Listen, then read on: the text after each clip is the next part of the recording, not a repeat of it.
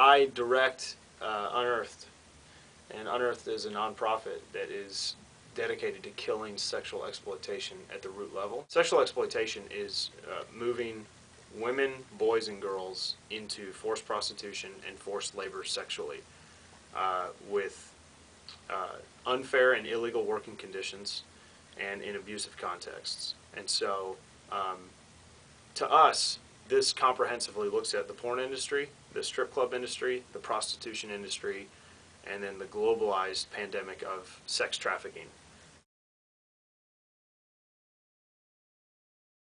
I think it's a bad thing because it devalues like women and it makes it almost like an expectation for men, an unrealistic expectation for men.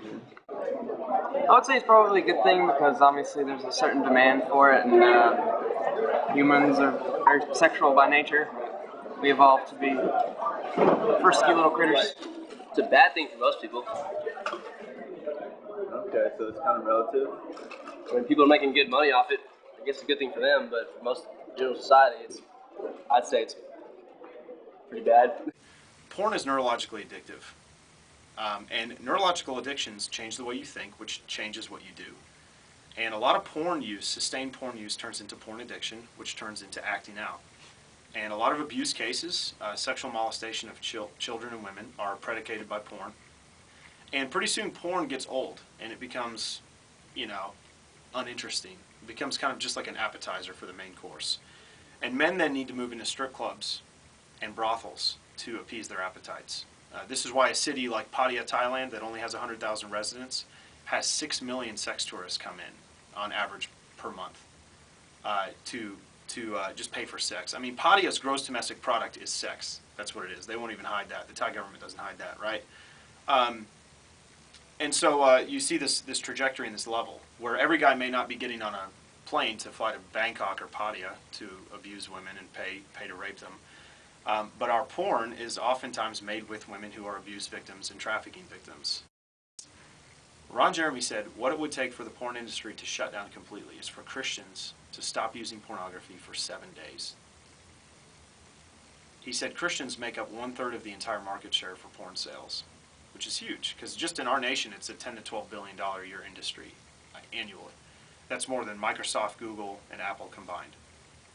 And he said in their context, and I'm not saying this is every context, in their context in South Africa, what would happen is they would get girls from foreign nations, little girls that were poor, desperate, and exploitable. So they'd go to rural villages in Thailand.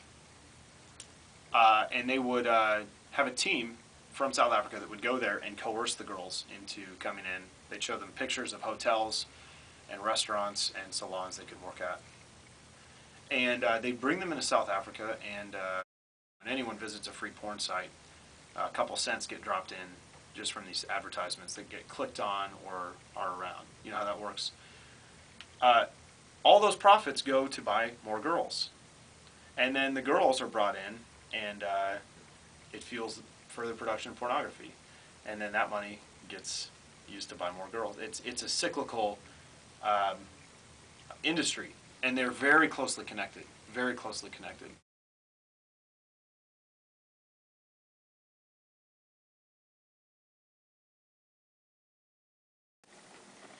Porn makes the women population be viewed in a negative way.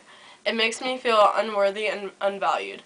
It makes women feel like they have to act a certain way to live up to expectations. To me, I feel as if porn leads to other things. The United States produces 95% of the world's pornography in the San Fernando Valley. And it may not look the exact same in terms of trafficking, but what we're seeing is that porn leads to neurological addiction, chemical addiction in the brain, that at some point forces the human being who's addicted to it to then act it out. And since there are not enough willing participants to act out the things that the subject wants to act out, you have to get them from somewhere. Where are you going to get them? You traffic them. It's easier for culture to write it off and to say it's not harming anybody than it is to really look at the cost. It's harder to avoid than it is to look at. and it's everywhere, and it's only getting bigger, and it's only getting more in your face.